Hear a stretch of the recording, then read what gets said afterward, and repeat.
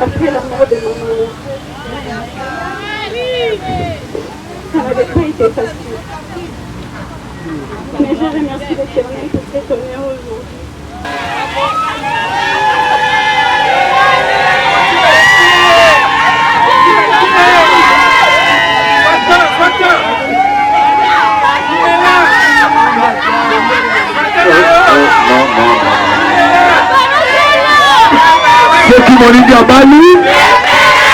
Les bateaux basés en Ngambu et à Belleville, ma balle les okufaka trop. Pourquoi Marina là-bas? Bon, de toutes les façons, moi je ne répondrai pas à ce genre de questions. Mais tout taper au nom sur Koufana. Voilà, très bien. Voilà. Donc on mais tout taper non sur Koufana. Parce que ma balle en Koufana, tu as même essayé Koufi. Je ne sais pas. Là, on se fait foutre non attends là. Ok, voilà. Mais toi, au final, c'est virtuel. Donc, tu as en face, tu as des banats. Moi, la pomme de terre, finalement, ça internet, finalement, tu as en face, tu as tout, finalement, et tant au final, aussi, tu as bêtis. Mais tant au bêtis, assure-toi que moi, j'agonise. Parce que tu as agonisé, tu as la mouche de toi, tu as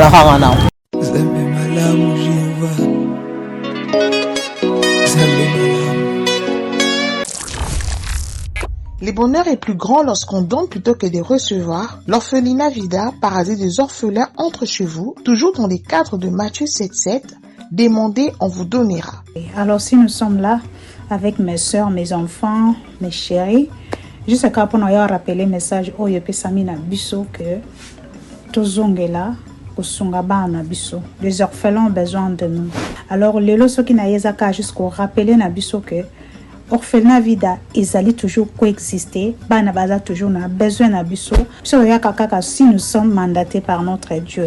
Alors voilà, le temps nous est donné. Et on met nos messages au pays à Kolobete. Tozongela, premier amour na biso ya ko soutenir. Bana na po le lobalia. Bana lopo le loba tanga.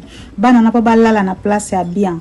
Et sengaka lisongi na yonanga. C'est pourquoi nous avons besoin de votre aide financière tant qu'autre pour soutenir ces enfants et leur apporter de la joie. Même le plus petit geste de votre part seront très appréciés et suffisants pour atteindre notre objectif. Awa tozali na orphelinat Vida Jardin d'Eden. Esika oyo to encadrera bana na biso, bana na bino. Soki toyaka mingi pa na bino, ezaka mingi pona lisungi ya bana. Awa tozali na difficulté ya mai. Boye de biso wa citerne na mai poto gardaka mai. Bana bazangi bambetu ya kolalela na ba matela. Biloko ya kolia boyebi keno bana baliaka chaque jour lokola bato nyonso. Bilamba kolata bakisi boyebi pe bana bakendaka classe. En tout cas, botika biso te bosunga biso. Nous devons vraiment soutenir nos enfants. C'est nous qui sommes leurs parents maintenant. Pour l'amour de Jésus-Christ, venez en aide, venez soutenir ces enfants, ne fût-ce qu'avec $1, $2, $3, $5, ça va changer la vie de ces enfants. C'est lui qui a pitié du pauvre, prête à l'Éternel. So please donate today. Through your donation, no matter how big or small, can make a difference in these children's lives.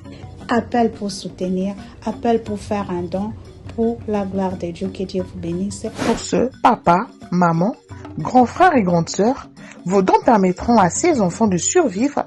Alors soyez généreux envers eux, car ils n'ont pas décidé de leur sort. Pour toute question ou demande d'information, n'hésitez pas à nous écrire et faire parvenir vos dons. Que le Seigneur vous bénisse.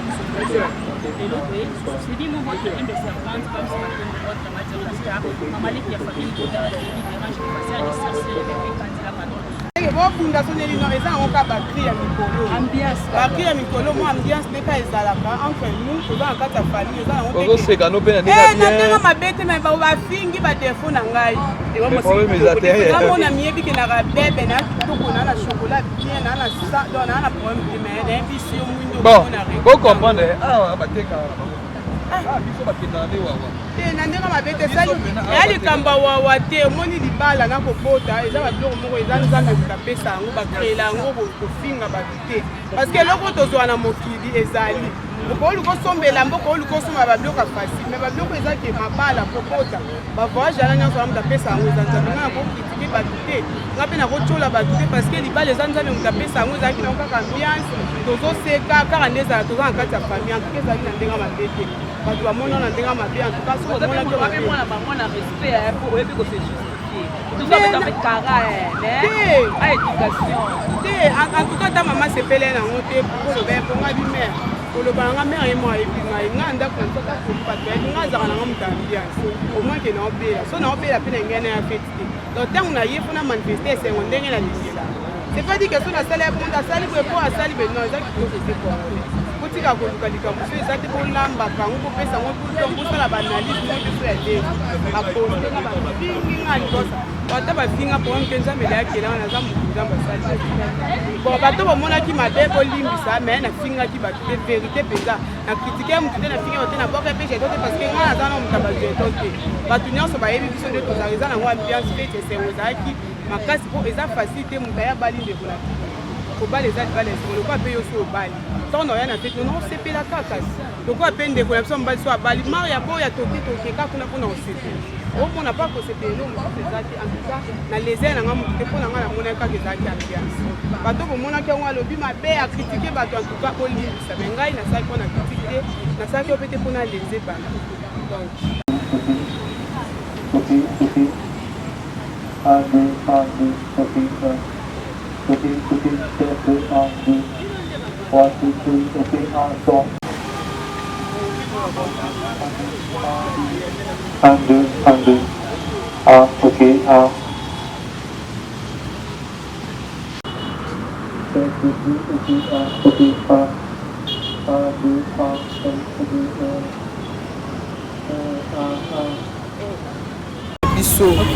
donc babénéfice ezali so nzambe opambola biso toloba elo mosusu apa kokumisa nzambe mais mama Belleville aza canal ya bénédiction ya babiso mosusu maria question ya suka tootika oyo tozwa mpenza molai te maria bamabala oyo bozobala na famille libota na Belleville télévision eza mabala bafiancé na bino bouta na bango libanda to bozozwa bango na Belleville télévision te tozwi bango na kati ya Belleville télévision très bien mibali baoyaka na kati ya Belleville bazwi biso na kati ya Belleville babali biso mpe na kati ya Belleville donc eza bon eza te ke mutu moko azwi mutu ne libanda to relation moko kala non eza kaka nde tozouer na kati ya Bellard nde mpe barelation ezoya mutu atali sérieux atali ke mwasi aza na éducation nde tomonela bango na TV eza bongo te en tout cas baza na baéducation na bango parce que mobali ava bala mwasi atalaka ye yaya mobali atalaka eza mpe mibali mosusu nde tozwa bongo apesa chance te ya koya pembeni na yo ajuge yo kaka par rapport ya barole par rapport ya habillement par rapport ya internet nde eloba mais eza mobali mosusu aza mpe ya mobali ya bino naya nayebana ayebi atali ke o bana yango barole batia bango eza nde mosusu vide eza nde boye namekana mona mpe moto aye moko aye amona deyake biso mama alingaka boye te mama alingaka boye te biso tosalaka boye te tosalaka boye te amonake tozokende bien mosusu babengi yo non toza na prière biso tozala na baprière na biso toorganiza oyo ezaka mpo na Belleville TV donc motu deya soki aye deya amoni deya sérieux mo boye ata azalaki aventurier akozonga motu donc na sens mo abongo na nzambe mpe su na kati na baconseil ya mama parce que mama so ozwi mobali aye abeti oyo lisolo ya libala eloko ya liboso mama asalaka obenga ye asola na ye osengi olingi obala mwana ngai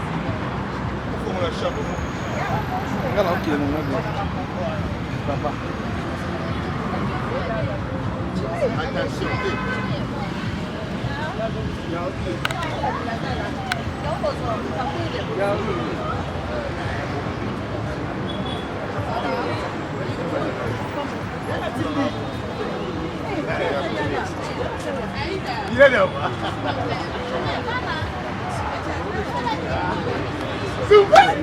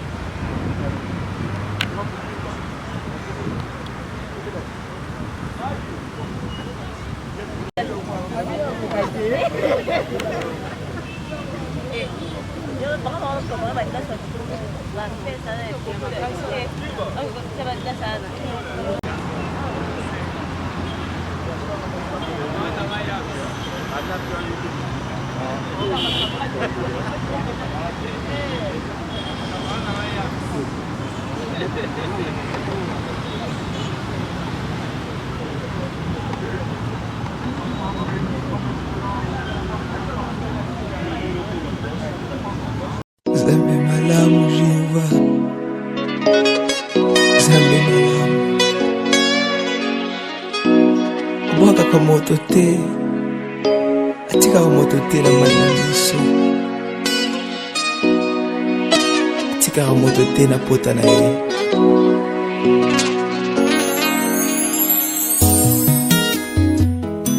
Jehova nanga, avani na ngwende na lola. Jehova nanga yo, Jehova nanga, abongi na loyembo nanga. Jehova nanga, Jehova nanga la kate animba kate. Jehova nanga la kate, Jehova nanga yo kakanga. Na beleli Jehova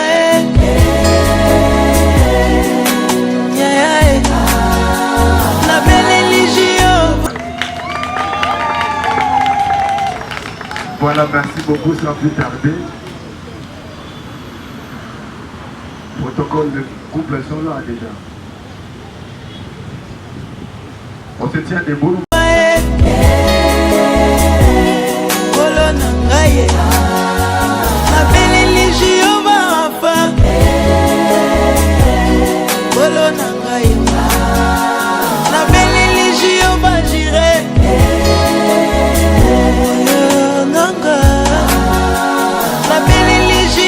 Shalom, kimya libota na ngai, nazobele na yo.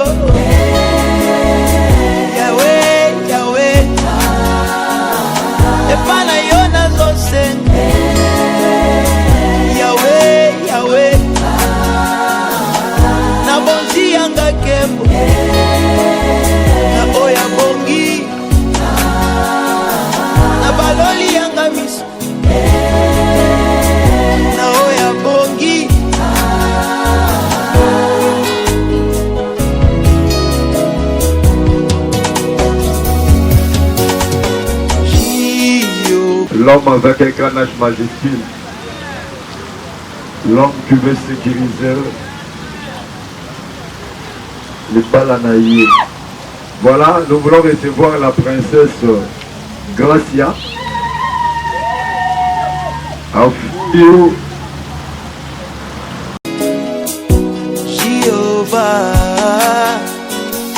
Jéhovah, makasi na ngai.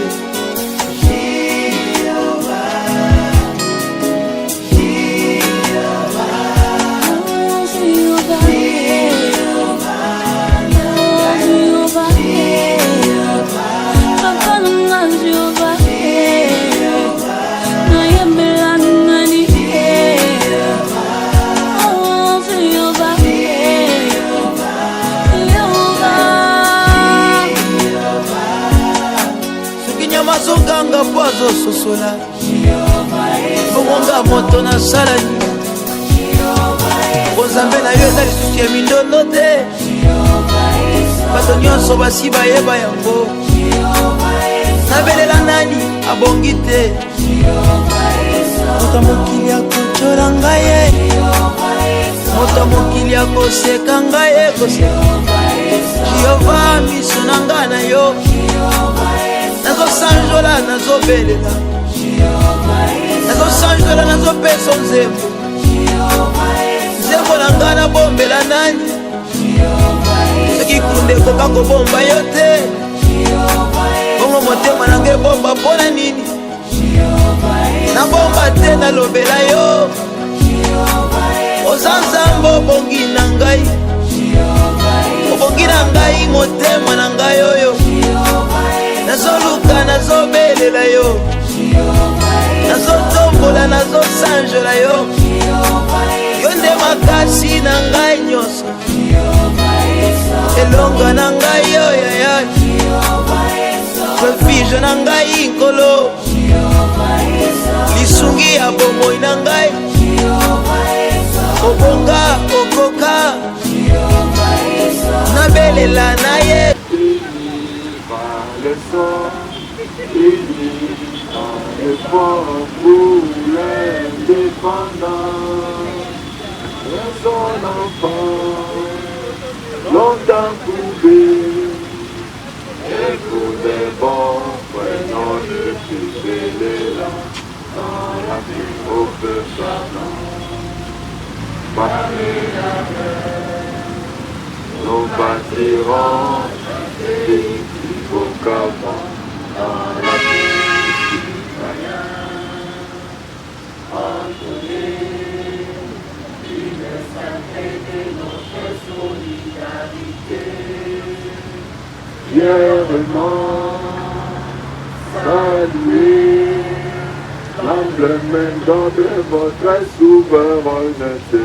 Congo, dans béni Congo, des aïeux Congo, au pays Congo, bien-aimé Congo, préférons ton sol et nous assurerons quand te joint au doux soleil, quand te joint du 30 juin, jour sacré soit le témoin, jour sacré de l'immortel, serment béni que nous vivons à notre postérité pour toujours. Voilà, merci beaucoup. On peut s'asseoir.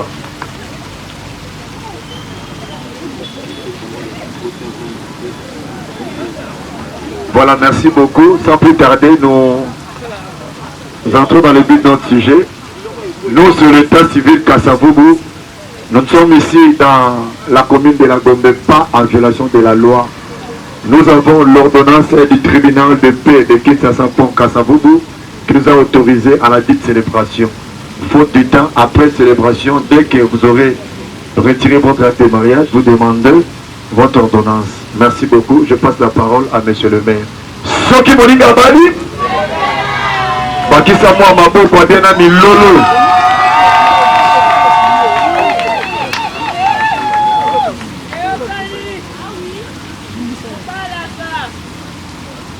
sincèrement, mais humblement mes excuses par rapport à l'heure à laquelle nous commençons. Est-ce que vous avez accepté mes excuses? Alors, si vous avez accepté mes excuses, Nalinga et Bassol, vous en attendez dans un mois. Alors, tout c'est comme pour.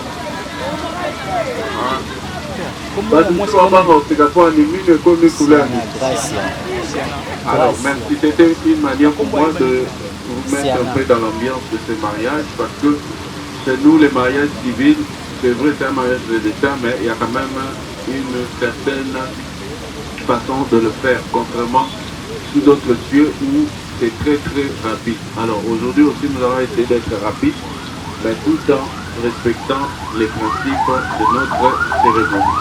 Alors, le mariage civil, comme vous le savez tous, c'est le mariage de l'État. Il y a intervention de la loi, parce que devant les deux familles, avec le mariage coutumier, c'était l'engagement entre les deux familles. Mais aujourd'hui, c'est l'État congolais qui va prendre acte de votre union et vous allez changer de statut. Parce que tout ce que vous avez fait, vous n'étiez pas encore marié, vous étiez toujours célibataire. Raison pour laquelle nous disons aussi à l'assistance, s'il y a des couples où papa et maman, vous avez fait même 50 ans, mais ceux qui n'ont pas à l'état, vous êtes célibataire, vous ne pouvez pas. Il faut vous régulariser la situation dans le ma maman, ceux qui situation en eza, vous papa, pour les lots, comme ma régularité. Alors, comme nous avons dit, nous allons faire intervenir la loi. Notre loi, c'est le code de la famille. Ici, nous allons tirer 3 articles qui vont nous permettre de comprendre ce que c'est le mariage. Non, le premier article, qui est l'article 63. Alors, cet article stipule ceci. Le mariage est la vie publique et sociale par lequel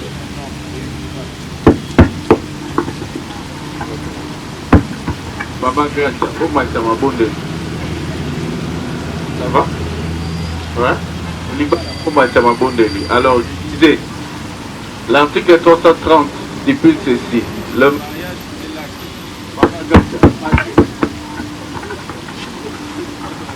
alors, je disais, l'article 330 stipule ceci. Le mariage est l'acte civil, public et solennel par lequel un homme et une femme qui ne sont engagés ni l'un ni l'autre dans le lien d'un précédent mariage enregistré établissent une union légale, durable et dont les conditions de formation sont déterminées par la présente loi, les effets également, mais aussi la dissolution. Alors, par rapport à cet article, Bakeli Mibeko ou soit les législateurs ont voulu d'abord nous montrer la nature du On dit que le mariage c'est un acte civil, public et solennel. Par acte civil, il faut comprendre que le mariage c'est un acte de l'État. Alors cet acte de l'État là, il s'est fait de manière publique. Ça veut dire nous devons avoir au moins le témoin, mais aussi un officier de l'État civil qui est la personne qualifiée à présider une cérémonie de mariage. Ce n'est pas n'importe quel roi Kerkan Gracia.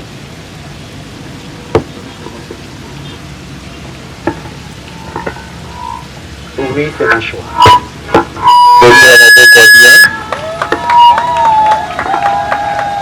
Pour les Bessara, mais là, non, même ici je vois, c'est l'autographe de Brazzaville. Ok. Apoyo. Vous avez colonie. Ah?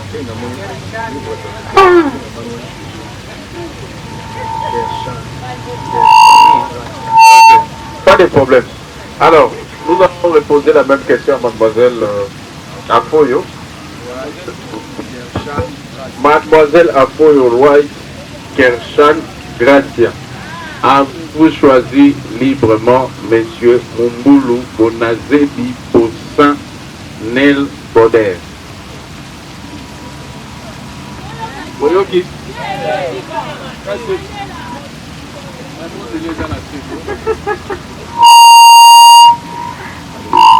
Oui, messieurs, c'est mon choix.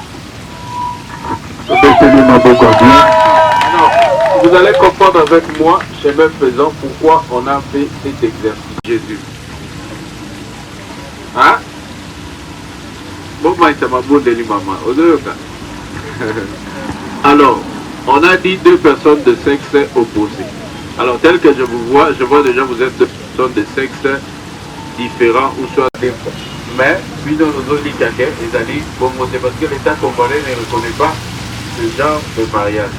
Comme nous n'avons pas la capacité de tout vérifier, nous avons la carte en dessous de mon niveau et puis de dîner. Et là, bon, c'est pas des fois, merci. Ok.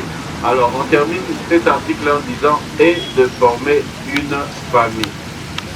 La famille, comme nous le savons tous, elle est composée de papa, maman et les enfants. Ici, je vois seulement papa, maman. Ce sont les enfants. Bientôt. Merci.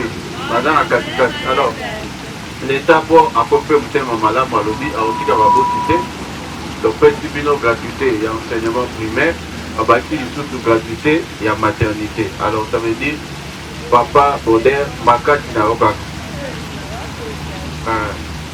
Mais, si tu te prophétiser, il y a des photos dans la mista sur le il y a mis balai, dans la mi balai, et puis il y a mis ça comme ça, on a 3 fois. Bah, comme déjà, on a 8. Et ça, bon côté. Alors, c'est ça. Et puis, nous sommes des bantous. Sous les années 349, et à moi, ils ont parlé sur le but du mariage. Pourquoi M. Baudet et Mademoiselle Gracia et Segeli Baba, ou soit vont se marier. Alors, cet article stipule ceci.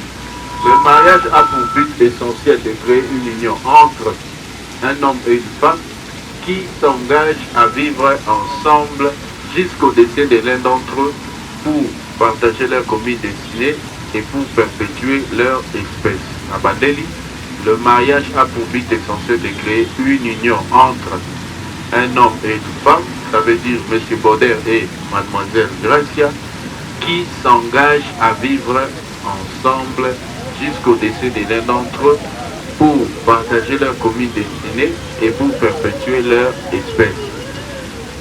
Namukute Likolobani, Papa Baudet na Maman Gracia, Lelo Bazozo engagement de rester comment? De rester comment?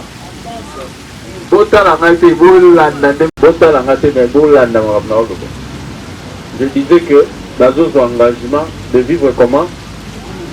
Ensemble. Est-ce que c'est une compte à parti politique? C'est une vivre ensemble. Ensemble, on est l'ingolban. Tola takabele, tola tate, ensemble. Hein? Maman. Alors, vous devez rester ensemble. Ça veut dire n'a pas vous devez toujours rester ensemble parce que tout à l'heure, je vous ai posé la question. Est-ce que au Pona qui est le bioponier? Il n'y a pas le bioponier. Alors, le roi Ponani besoin engagement de rester ensemble si l'IWA et vos Kabolabino. Mais pendant que vous allez ensemble, si l'IWA et Kabolabino, balobi boui. Entre Bino Mibale, c'est très insulté parce que vous avez partagé destiné Moko. Babaki, tout ce bongi, pour perpétuer l'espèce d'Abino. Ça veut dire, Nalibala Oyo, Bana Nyoto Barokama, il faut pas à la mouille. Parce que papa va mouindou, maman va mouindou, dans la base ma pembo aux ananas. Oh, famille a vu son maquilla ma carte, tobo y ma camboana. Bana barobi matin, il y a papa, soit il y a maman. Et ça la rappelle, moi, je suis au monde là. Mais, il y a papa, tolingi bana boum.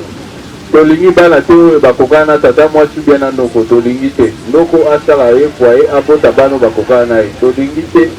Bana bakokana couple o. C'est bon. Alors, article beaucoup très très important, c'est l'article 459. Yango le babou.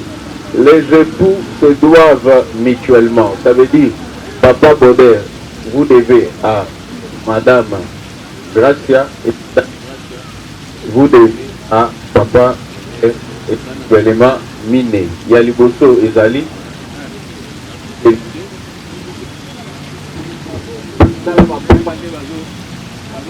C'est très important parce que vous avez un élément miné. Et Zali, Yamutu Yami. Dolobi 1. La fidélité. 2. Le respect. 3. L'affection. Non, 3. Considération. Et puis 4. Affection. Nabandeli. Les époux se doivent mutuellement 1. Fidélité. 2. Respect. 3. considération et puis 4 affection. Alors, l'élément na mine, ce qui est zate, il va la paix, les alités. Et bon, chaque jour, tout le monde a un mot, 4 nabino.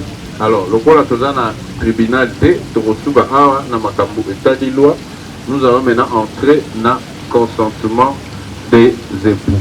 Ça veut dire, nous sommes tout au lobby, la loi, nous sommes tout au salaire comme commentaire, Sikoyo et Bongi, Binobi Balé, oui, ou non, ceux qui bolingi ou soit ceux qui bolingi. Mais dans un monde je pense que il faut la caca par réponse il y a malade. Sinon c'est ma crise et vos bêtements.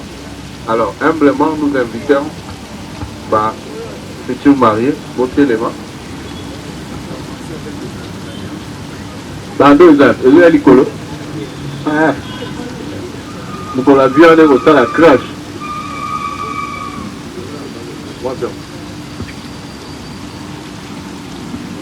Papa Bonheur, tu retournes à une question où vous répondre caca. Oui. Tu vas limiter les balles et puis, là on me soucie à la limite. Et là, on a maman organisatrice.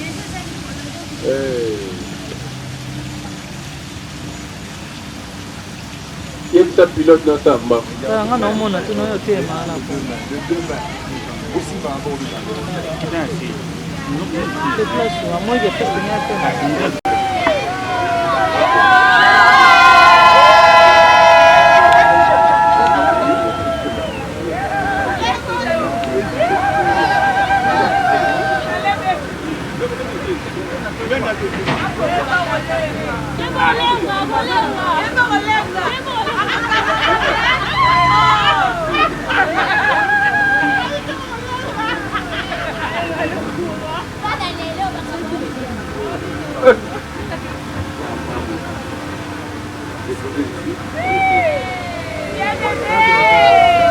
Alors, Papa Bonheur, nous allons faire ceci. Micro, monsieur Zap. La presse, nous même ça dépend. Parce que la photo pardon? Ok. Alors, on va procéder de cette manière. Faisons tout un consentement à Papa Bonheur, ceux qui ont limite, surtout Nipé Maman, et puis pour la Titani, ma bague. Maintenant, pour la Titani, ma bague, vous allez le faire avec des bonnes paroles pour la et quand même Malam. Alors, consentement des époux. Monsieur Mumboulou Bonazebi Possin Nel Boder. Consentez-vous à prendre pour épouse légitime Mademoiselle Afoyo Roth Kershan Gracia, ici présente. Oui, je le veux. On applaudit très fort. Papa Boder. Pour le baoui, on a l'hôtel, alors, Mademoiselle Afoyo Roth Kershan, consentez-vous, Gracia, pardon, consentez-vous à prendre pour époux légitime Monsieur Mumboulou Bonazebi Possin Nel Boder, ici présent. Oui, je le veux. On applaudit très fort. Merci beaucoup.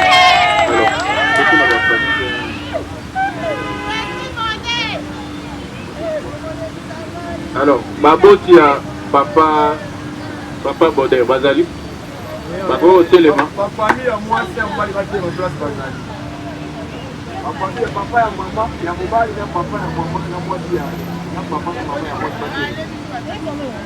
Alors, je retourne à ma question. Est-ce que vous sepeli bana bilo bakwela? Bon niveau li balo. Pour avoir limite. Bon côté.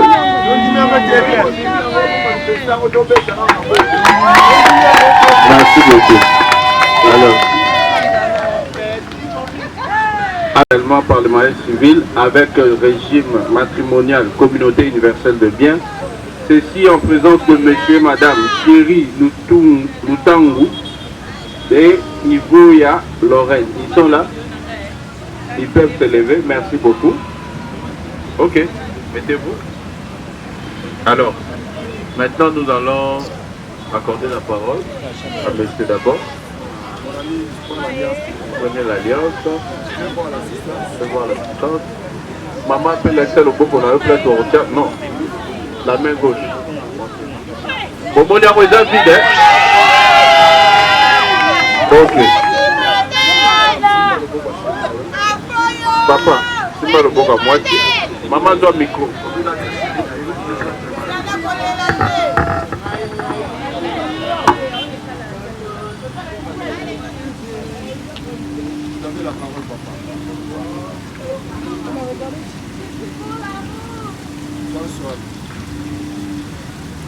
J'ai pas eu le temps de concevoir un discours, mais je pense que l'idéal ce n'est pas de l'écrire, c'est plutôt d'exprimer ce qui se passe dans mon cœur. Après Europe, je sais qu'on a passé des moments assez compliqués, assez difficiles. Ça a été des moments où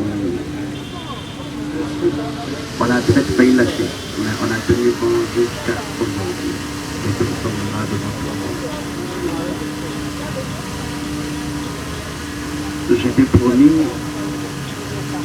et je t'ai dit quelque chose dès le commencement. Je t'ai dit de te placer derrière moi et de me suivre. Tu as été en mesure de faire ça et de suivre. Et tu continues à me suivre encore jusqu'au bout. Alors je te promets, comme je t'ai déjà promis, fidélité, amour, affection. Et aussi de respecter. Parce que je pense que c'est derrière le côté. On a toujours été complices. Et j'espère que ça va rester comme ça et je le crois. Je sais que tu es une femme sage, intelligente. Continue toujours d'être celle que tu es. Alors, devant toutes les personnes qui m'ont accompagné, je voudrais te dire que j'aimerais te prendre tes bras aujourd'hui. Et je vais te rendre très heureuse. Tu vas être la femme la plus heureuse du monde. Je le crois. Et je remercie Dieu de m'avoir mis sur mon chemin. Parce qu'il a dit ceci, il n'est pas bon que l'homme soit seul. Alors, je te fais porter cette alliance pour te prouver ma fidélité, mon amour et mon affection.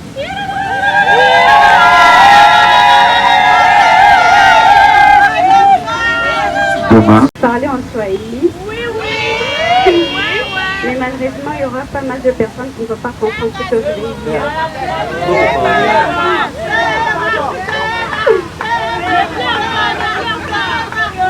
Non, désolée, parce que mon époux devant moi, il ne va pas comprendre ce que je vais dire. Alors, comprenez, parce que moi, je suis habituée à parler le Swahili. Si je ne m'exprime pas bien, mon professeur, il est justement devant moi. Il ne pourra pas faire un coupé pour qu'il ne porte correction. Alors, premièrement, j'aimerais d'abord remercier l'Éternel pour ses grandes choses. Parce que je me rappelle que le jour où j'avais prié à Dieu,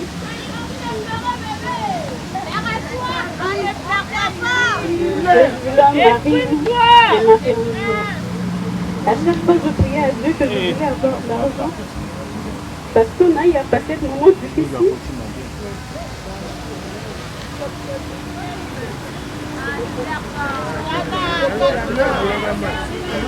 Après la mort de maman,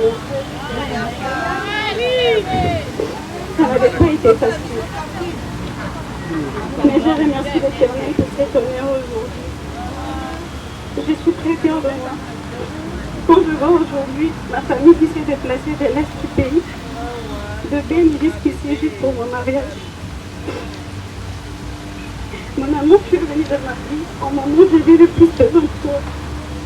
Mais personnellement, je ne savais pas que j'avais besoin d'un homme.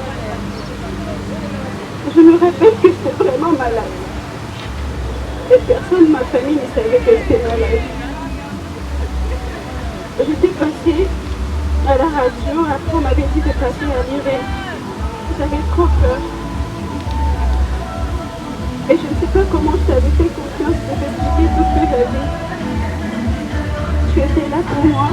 Loboko droite linga chéri na loketo chéri balinga yo tala siko bango belisa yo na loketo.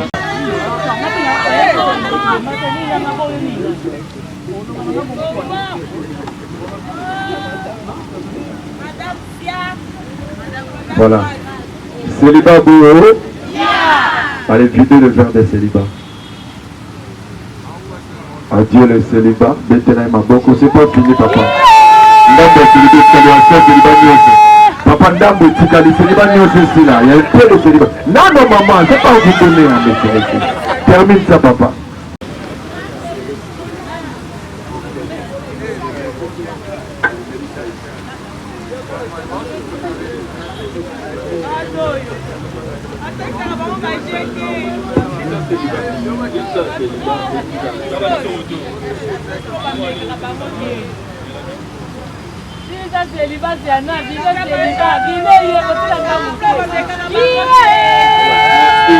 Passe à la signature.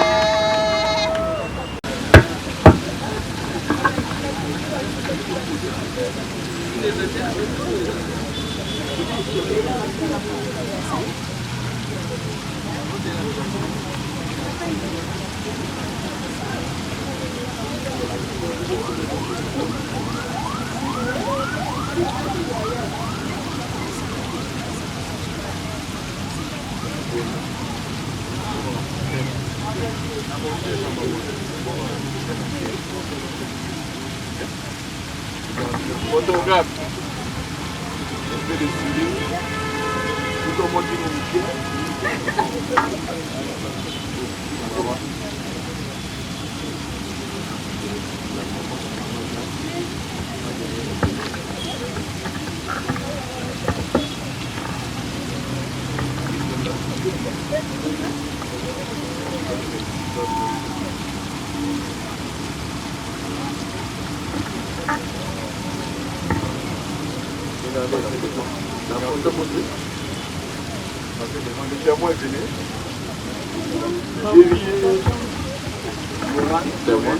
Vous êtes complet.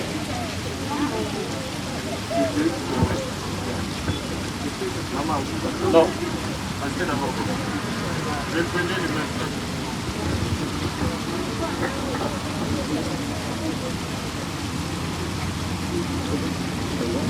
Alors, maman.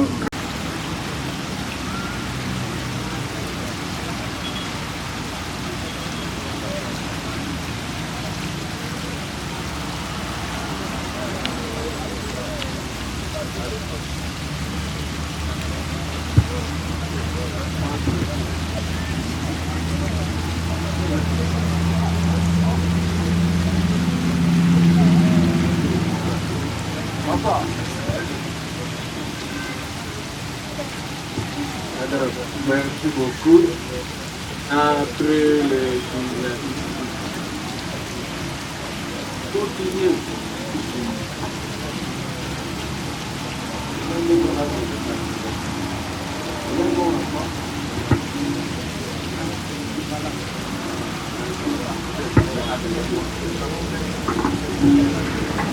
Alors, merci beaucoup. Et les signatures, nous pouvons déclarer qu'à partir d'aujourd'hui, Mademoiselle Afoyo Roth Kershan Gracia, vous devenez Madame Mumbulu Afoyo Roth Kershan Gracia. Merci. Alors, je vous présente encore une fois de plus. Félicitations. Comme c'est un mariage spécial, qu'est-ce que nous allons faire pour la 3 bis ou soit 3 deuxièmes? Moi, à gauche, il y a un peu de temps on a Kasavubu. Moi, à droite, il y a un limité pour la Elembo. Et puis, il y a Katikati, qui est une heure du temps, où on a un mariage si natif. Allez, allez-y.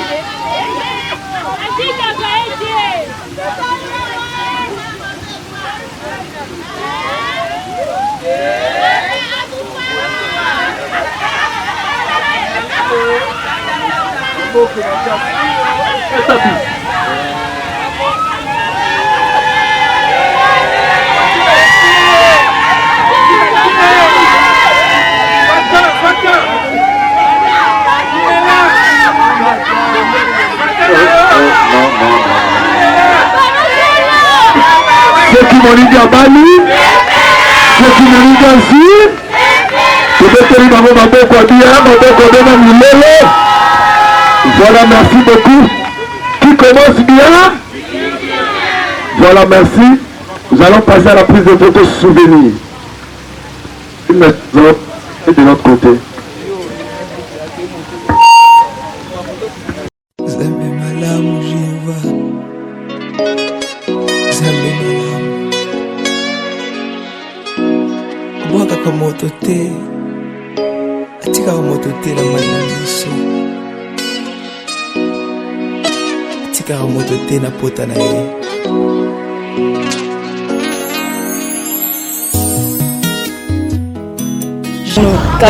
Ça va, nzambe batata nazali. Lelo vraiment toza na mariage civil ya Siana oyo aza leki na omwana na yo omoni penza ndenga ye na lelo abali donc akolika na maboko ma fête na kokoloba bongo et moi à dire d'abord pour le mariage ya Siana. Là, je ne sais comment exprimer la joie que je suis en train de ressentir présentement. Là, je pense bien que tout à l'heure, là, mon âge, j'étais en train de pleurer. Et bah, l'âme, vraiment, c'est la larme de joie. Parce que Siana, moi, je l'ai vu venir. Et Siana, quand même, un petit modèle. Donc, et la voir aujourd'hui devenir madame, en tout cas, mon cœur est comblé de joie. Et non plus, là, vraiment, nous en merci. Donc, ok, voilà comment Siana ndenga yendongo lobike akoli na maboko na bino lelo akomi marié mais baolo bake bato bazana ngambu ya belle vie mabala ezokufa ka trop pourquoi Marina là-bas? Bon, de toutes les façons, moi je ne répondrai pas à ce genre de questions. Mais tout taper au non sur Koufana. Voilà, très bien. Voilà. Donc mais tout taper non sur Koufana. Parce que ma balle en Koufana, tu as même essayé Koufi. Je ne sais pas. Mais tout taper au n'est que des pénals. Ok. Marina là-bas, au Sali Petro na théâtre, aux Akombo, les lots au Boza la fierté n'habite en fait, moi, tout le de la rango. Mais les lots sont là pour la mouki, aux 8 téléphones, au Simbi, Moutoumou, au Fingayo, à l'occasion de rien. Et ça, c'est faire foutre, non? Ok, voilà. Moto finanga c'est virtuel donc tu as en face bois finanga to e banat moi la pomme de finanga za na internet finanga to kutanga en face bois na tout non finanga na tala et tant finanga aussi to betinga mais tant betanga assure toi que moi j'agonise parce que on a agonisé que son la muki de to e banaka na finanga la mustika mais to kutanga ko finanga en face to ba ndento za non c'est ça maintenant là ba njonji ezaka pasi oyo ba comédien bango moko bino mo pesa ngo terme que njonji ezaka mbota lelo otomoni Bellevue télévision et 6 ans ya pama maison sala makambo yo et sala mana na théâtre te okoko lobanini ezaka attendre donc on dit c'est fini parce que tout dans la vie dans toute chose et là on est là que ça attend on doit attendre et toi acceptons c'est tout parce que peut-être après Bellevue TV il soupe ya nango mais pour l'instant et attendre et toi acceptons quand c'est tout voilà et moi dire pour la famille Libota Mobimba o ba otala yo bino famille Libota bozana boebi je vous aime beaucoup dans tous ans et j'en profite aussi pour inviter famille Libota Mobimba ce 14 septembre à la salle de gymnase Maribel de Paris dans un spectacle dans la salle Maribel de Paris le 14 septembre donc là-bas donc on a invité Bino donc Joanne Olinga donc là il y a la podium ton a succès au cabot de la famille Libota famille Libota to que les face service face service de ces femmes que je salue ça les face service des produits en tout cas félicitations pour tes fonds moi pour la bino pe ba comédien elle a dit que ça n'ont qu'à attendre ils en ont qu'à attendre parce que si c'est toi que toi meilleur toute l'équipe a missou depuis meilleur peut ba l'équipe se bazar mais ça n'ont pas qu'à grâce peut-être comme tout les cas ba missou peut ça peut tout là-bas ok na ba ok merci beaucoup avani na ngwende na lola Giovanna ngayo Giovanna nga abongi na loyembo na nga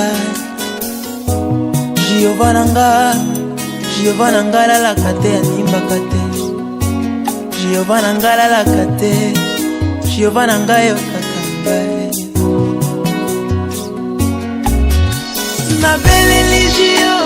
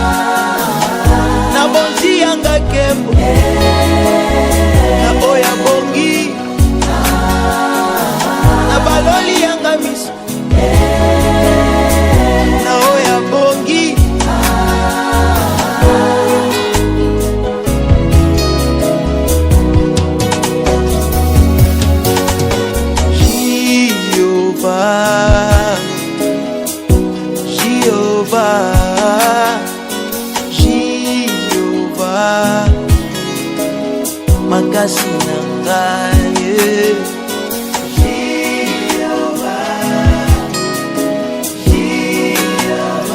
Je pense que l'abondance n'est nous jamais né dans le jamais, certainement.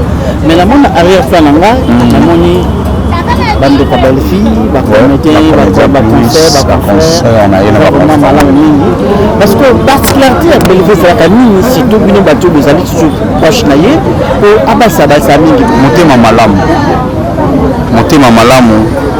et puis eloko nga na remarka eza question oyo tuni nga bena kuteka mituna ngo il y a pas trop longtemps quand les gens passent à la télé pour nous finir madame Belvi biso toye na TV ngai particulièrement na ina TV peut-être mona lobake bandoko ba finir madame Belvi pour il faut na le canard recadrer bango pour na sauver personnalité ou bien comme ya Belvi et du coup je appelle la Belvi pour te dire tika bango va finir yo au finir parce que au comme ndenge mona ba finir na comprendre le mon jour on a bi nzamba sala ina phénomène na e asala na ndenge na e et aujourd'hui c'est quelqu'un à féliciter bénédiction papa mira moni bénédiction soyi eza yanga na connectant aux alentours ya bato ba pembi na aux alentours de moi bato tout ba béni c'est tout à fait voilà donc comme je disais justement les ararake Belvez à Motomalamu et nous c'est quelque chose qu'on doit encourager, on doit vraiment féliciter. Batotou, on va bénir, va bénir. Les bénédictions aux hommes de droit. Batunius, on va bénir,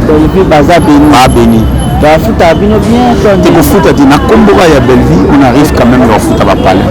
Na Komboga ya Belleville, on arrive quand même à la veste bien. Il y a aux amis bien. Belleville a $100.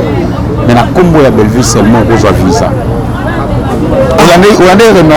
Remerciement. Voilà. Nana remerciement wana. Donc na Komboga ya Belleville marambe belé salama. Ça dit monter mamalamu mais pour ces maramoni c'est salama.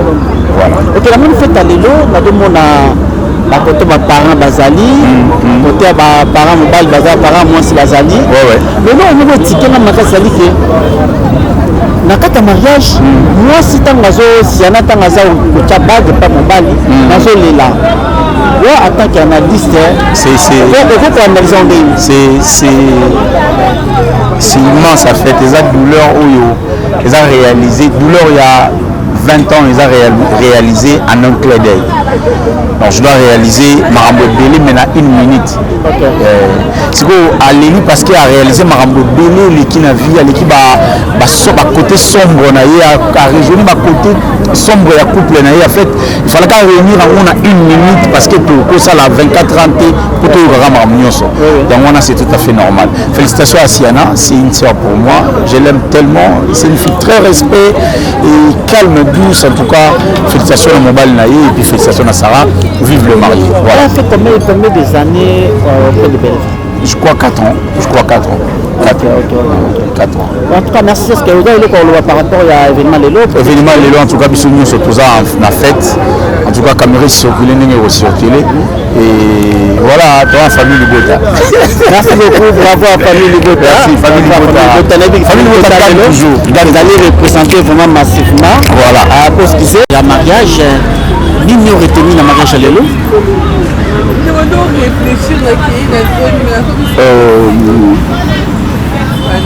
Excusez-moi, l'internaute, nous se poser la question qui est en pleine maison marché. Excuse na ba internaute nous sur Bazolanda.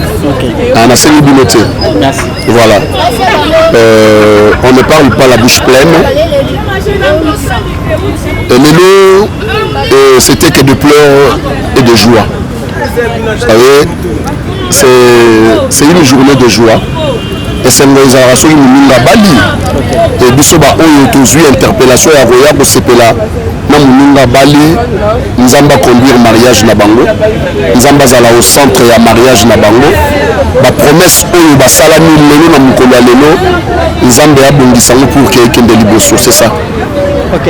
Ce qui est là, on dit on va Davina et non parce que yo ça déjà Yaya papa au côté déjà na vie en mariage liboso conseil nous propose pour les jeunes mariés au bazo ba na lelo to bazo préparer la bala namo otandi Davina oui Davina zawana a Davina nasiana dans mon yoso ah bon Davina c'est ma petite sœur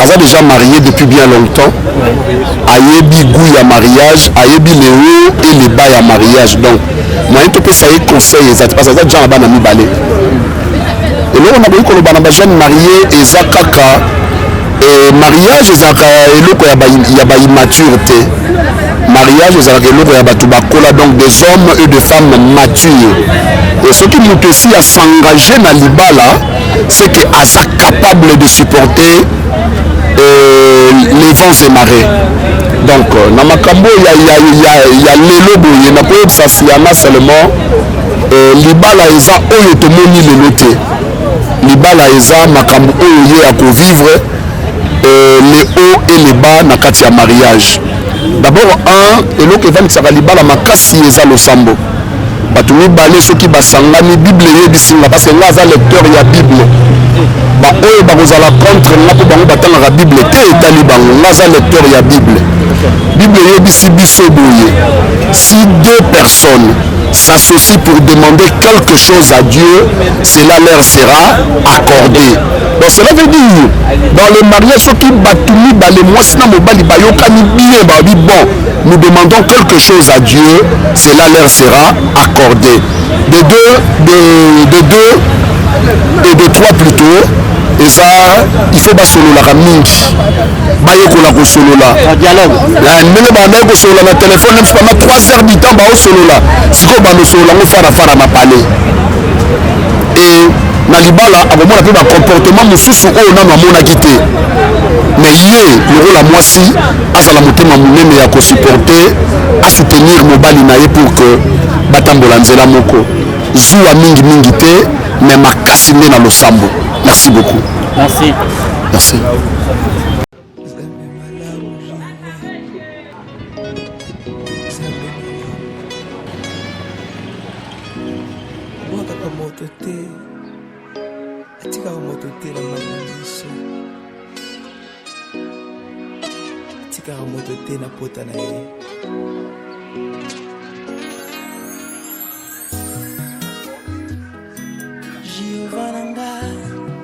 Vanina ngwende na lola Giovanna ngayo Giovanna nga Abongi na loyembo na ngai Giovanna nga la kate animba kate Giovanna nga la kate Giovanna ngayo kakangai Na beleli Giovanna